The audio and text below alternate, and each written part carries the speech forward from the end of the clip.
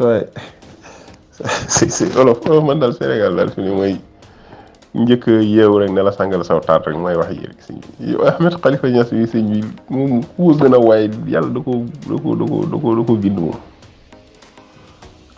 man de Ahmed Khalifa Niass yaa naa bàyyi mbay ñëween si ni ñu ko ëppee personnel sax dafa ëpp bokkuñ sax laa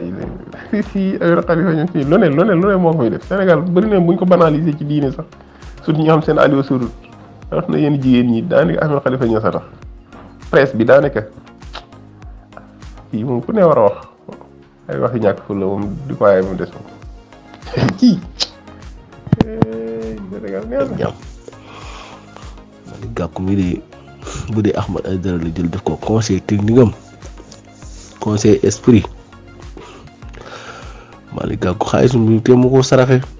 am ci yiwu yàlla moo gën mu ko yàq ci politique bi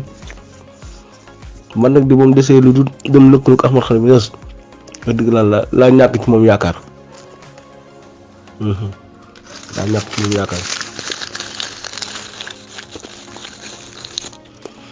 Ahmed de kuy yëkkati ku la bëgg maanaam kuy toog kuy daanu waxu ci moom dara te fi ñu toll nii moo ko dugg ci néeg bu lëndëm dañuy làmbatu rek waaw xaaral ba beneen leader politique dem fa nga xool lii mu wax Malick Gakou loolu la koy wax de Sonko demoon na fa gis nañ lépp kii du koy fal du koy folle dafa am lu ko doy sëkk dafa ram lu dem lijjanti ji waaye nii ma ko bëgg a leerale ci occasion bi mënta leer de